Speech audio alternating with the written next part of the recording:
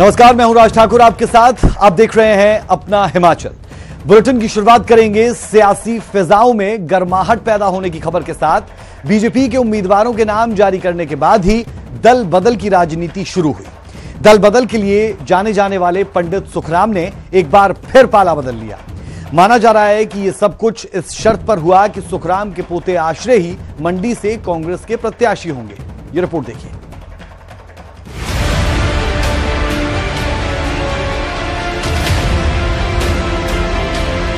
गंगा गए तो गंगा राम, जमुना गए तो जमुना दास। पंडित सुखराम के लिए यह कहावत बिल्कुल सही बैठ रही है। पंडित सुखराम हिमाचल की राजनीति का एक ऐसा ही चेहरा है जो चुनावी दौर में चर्चा में रहता है। पोते को टिकट दिलाने की मोह में पंडित सुखराम फिर से कांग्रेस में पहुंच गए। जी हां, सुखराम और उनके पोते आश्रय शर्मा ने कांग्रेस का हाथ थाम लिया है। दरअसल सुखराम काफी समय से अपने पोते आश्रय शर्मा के लिए बीजेपी से टिकट मांग रहे थे, लेकिन बीजेपी ने टिकट सिटिंग सांसद राम स्वरूप शर्मा को दी, जिसके बाद पंडित सुखराम ने फिर अपना गिरगिट अवतार ले लिया। पंडित सुखराम जी के, हमारे युवा साथी आश्रय शर्मा जी के कांग्रेस पार्टी का दामन थामने से न केवल हिमाचल प्रदेश परंतु पूरे उत्तर भारत में एक बहुत बड़ी ताकत कांग्रेस के साथ जब आएगी और आज आ गई है, तो बहुत बड़ी ताकत और बल कांग्रेस पार्टी को हिमाचल और पूरे उत्तर भारत में मिलने वाला है। राजनीतिक जीवन मेरा कांग्रेस पार्टी में बीता और आज राहुल जी की कृपा से फिर मैं घर पे आ गया हूँ। कांग्रेस में शामिल होते ही पंडित सुखराम ने बीजेपी को निशाने पर ले लिया और खुद के पार्टी बदलने का ठीकरा बीजेपी पर फोड़ दिया। हिमाचल प्रदेश के 68 सीट्स हैं और 68 सीट में मैंने जब भाजपा ज्वाइन की तो उनको 44 सीट्स मिली। जब 44 सीट्स मिली तो मैं पार्टी का मेंबर नहीं था, तब नहीं उनको याद आया। ये कोई पहला मौका नहीं है जब सुखराम ने मौका देखते ही पाला बदला हो। इससे पहले विधानसभा चुनाव में मौके की नजाकत को देखते हुए सुखराम परिवार ने हाथ का साथ छोड़कर कमल थामा था और अब लोकसभा चुनाव को देखते हुए फिर से बीजेपी के सुखराम कांग्रेसी हो गए। Bureau report, news 18 Himachal. Pandit Sukhram और उनके पोते आश्रय शर्मा एक बार फिर कांग्रेस के हो चुके हैं, जिसके बाद सवाल ये कि मंडी के सियासी समीकरणों पर इसका क्या असर पड़ने वाला है। क्या कांग्रेस को इसका फायदा होगा या भाजपा को नुकसान झेलना पड़ेगा? देखिए दोनों राजनीतिक पार्टियों की इस पूरे के पूरे सियासी प्रकरण पर क्या प्रतिक्रिया है।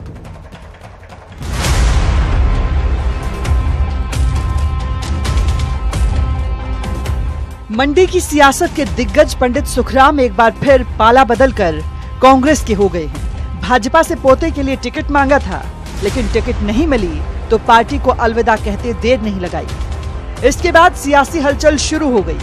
फैसले का मंडी में क्या असर होगा, इस पर भी चर्चा शुरू हुई, जिस पर सबसे पहले मुख्यमंत्री जयराम ठाकुर ने दावा किया कि सुखराम फैक्टर न कभी था न कभी होगा। स्पष्ट कह रहा हूँ, सुखराम जी का फैक्टर कभी भी नहीं था, ना था और ना आगे होगा। मैं आपको बता रहा हूँ, मंडी की 10 की 10 सीटें जीती हैं। भारतीय जनता पार्टी की लहर थी, भारतीय जनता पार्टी का संगठन मजबूत था। हम लोगों ने रात दिन मेहनत कर दी और उल्टे सुखराम जी का बेटा अगर जीता है वो भाजपा की वजह से जीता है। अगर वो चुनाव किसी दूसरे दल से लड़ते तो शायद नहीं जीत पाते। भाजपा की पहले भी 10 थी, आज भी 10 है, आगे भी 10 थी।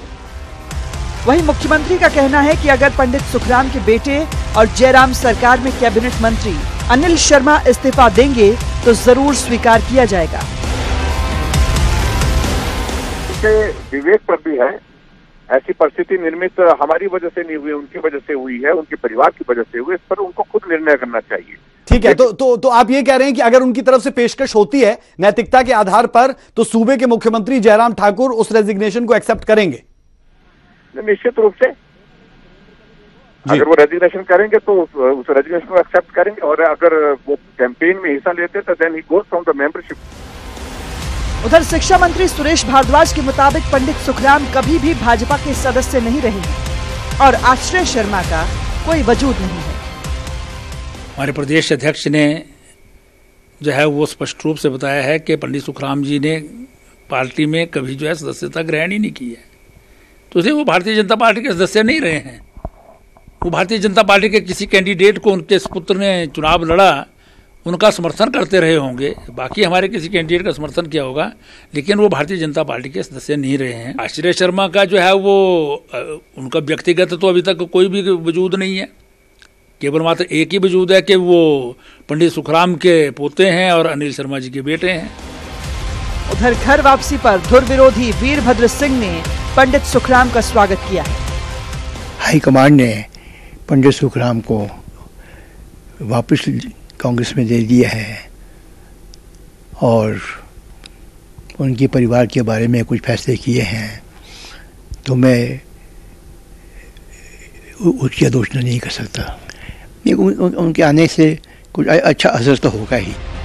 आपको बता दें कि 1 साल पहले सुखराम ने वीरभद्र पर अपमानित करने का आरोप लगाकर कांग्रेस से किनारा किया था, लेकिन अब पोते के राजनीतिक भविष्य के लिए एक बार फिर कांग्रेस में शामिल हुए। Bureau report, news 18 Himachal. संचार क्रांति के मसीहा माने जाने वाले पंडित सुखराम की आखिरकार अपनी जननी पार्टी कांग्रेस में वापसी हो चुकी है। पंडित सुखराम ने अपने पौत्र आश्रय शर्मा के साथ दिल्ली में राहुल गांधी की मौजूदगी में कांग्रेस का दामन थाम लिया। रिपोर्ट के जरिए जानिए पंडित सुखराम का राजनीतिक करियर।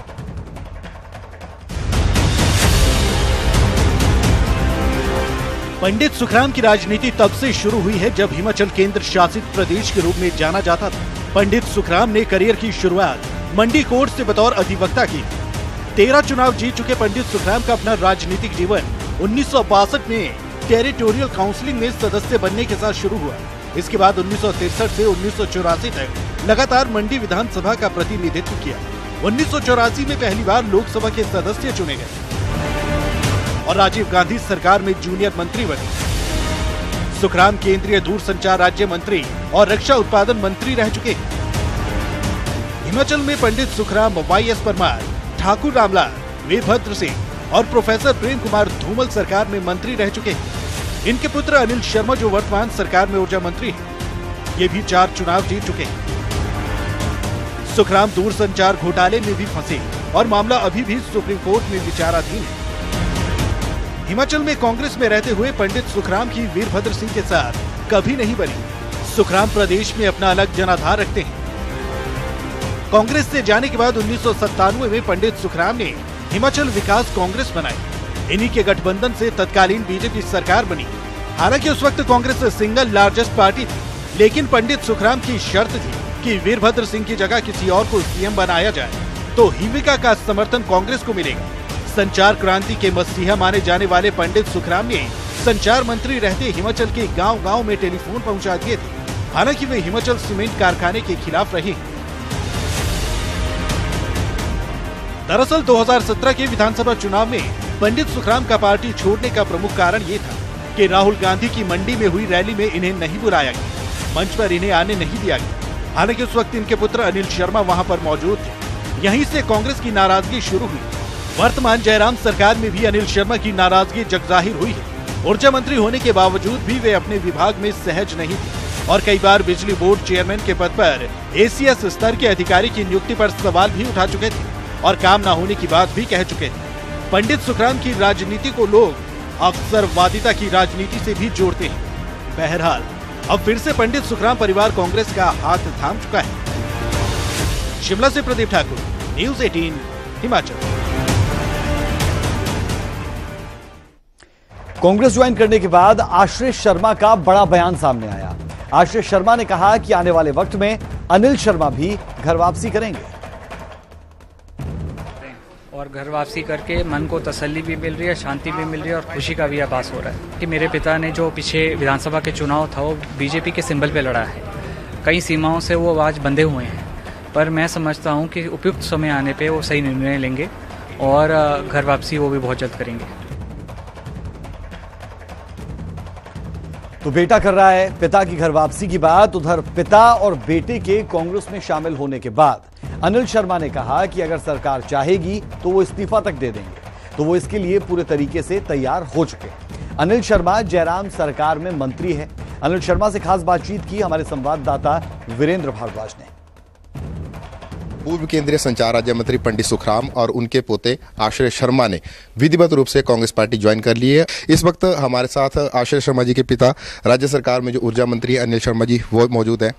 क्या कहना चाहेंगे सर, पहली प्रतिक्रिया आपकी? क्योंकि इस प्रक्रिया में मुझे तो इसमें मालूम नहीं है कि किस तरीके से घटनाक्रम हुए हैं दिल्ली के अंदर, परंतु ये घटनाक्रम जो है बहुत पहले जो है महीना डेढ़ महीना पहले क्रम शुरू हुआ था, तो उसका संज्ञान और उसकी जानकारी मैंने मुख्यमंत्री को दे दी थी।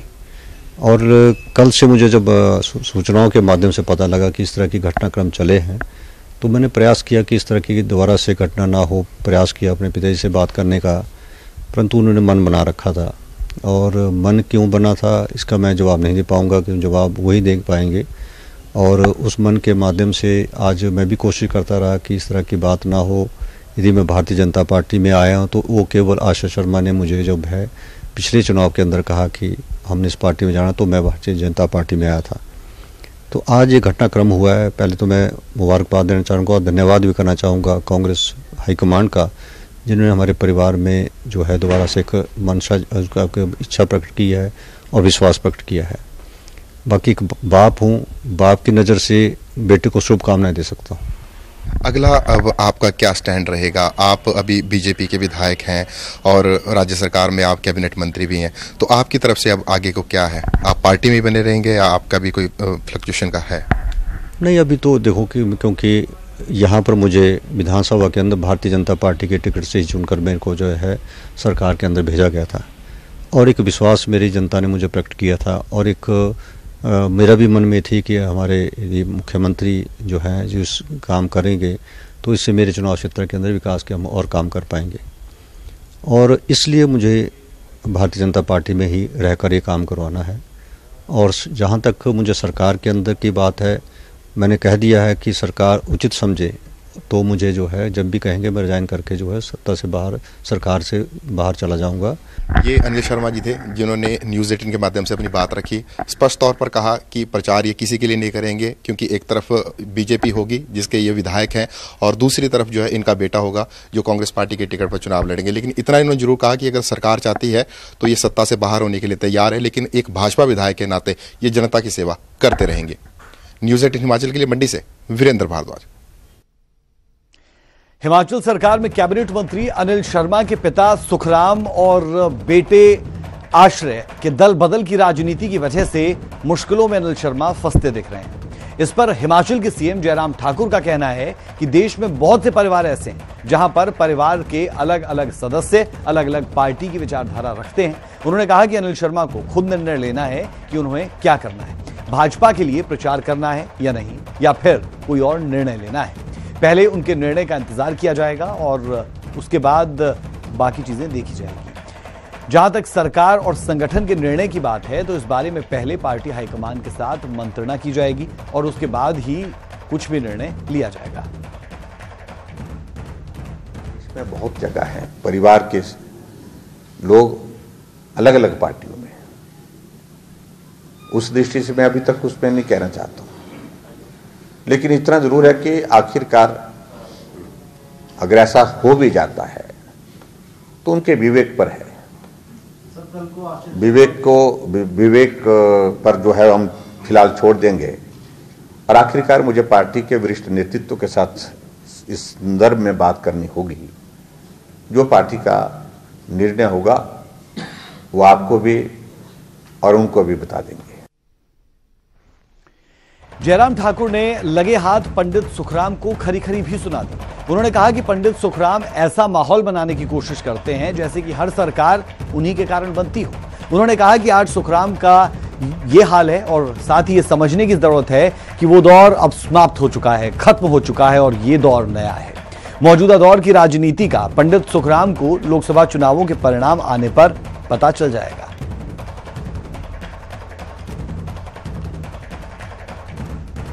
उनके सामने परिवार है, हमारे सामने देश है। इन दोनों चीज़ों में बहुत अंतर है। टिकट यहाँ से मिलता है तो यहाँ भी मांग लो, वहाँ से मिलता है वहाँ भी मांग लो। एक राजनीतिक दृष्टि से मुझे लगता है कि बहुत स्वस्थ परंपरा ये नहीं है। एक ऐसा वायुमंडल करने की, एक ऐसा माहौल बनाने की कि जैसे कि हिमाचल प्रदेश में सरकार सिर्फ उनके सहयोग की वजह से बनती है और उनके सहयोग से बनी है। उस संदर्भ में मुझे इतना ही कहना है, वक्त बहुत बदल गया है। वो दौर कोई और था, ये दौर कोई और है। इसको उनको, इस हकीकत को उनको समझना चाहिए। तो ये सीएम जयराम ठाकुर को आपने सुना, जो कह रहे हैं कि सुखराम को गलतफहमी है। बहरहाल गलतफहमी किसे है, ये चुनाव के नतीजों के बाद वाकई में पता चल जाएगा।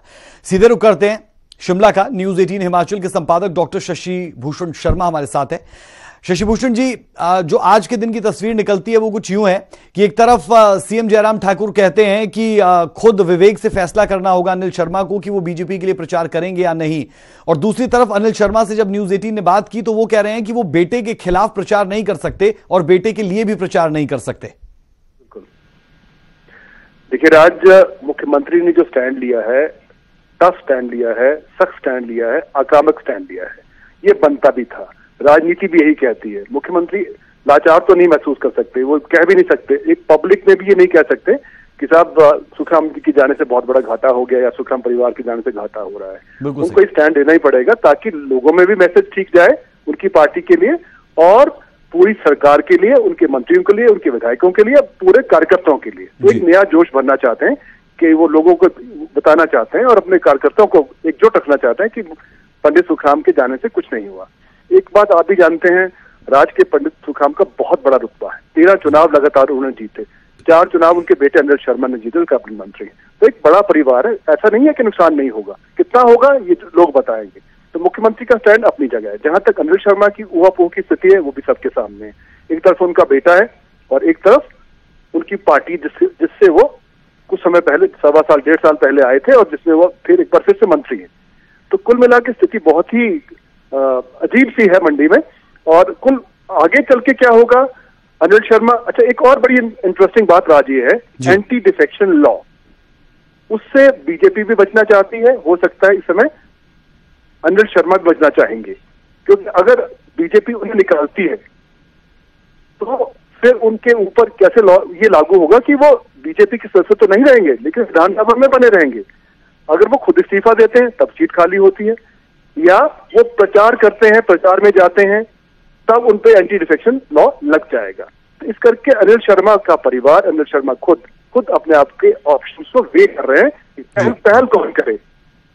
इस तरह की परिस्थिति राज बनी हुई है। जी चलिए, बेहद शुक्रिया इस तमाम जानकारी के लिए। और समझने की जरूरत है मंडी लोकसभा क्षेत्र को कि वहां पर लगातार हम कह सकते हैं कि पंडित सुखराम का दबदबा रहा है और शायद इस बात को सूबे के मुखिया समझते भी है, लेकिन अब वो इस बात के लिए तैयार है कि अगर उनके बिना लड़ना है तो लड़ेंगे और जीत कर दिखाएंगे। ये वो लगातार कहते दिखते हैं।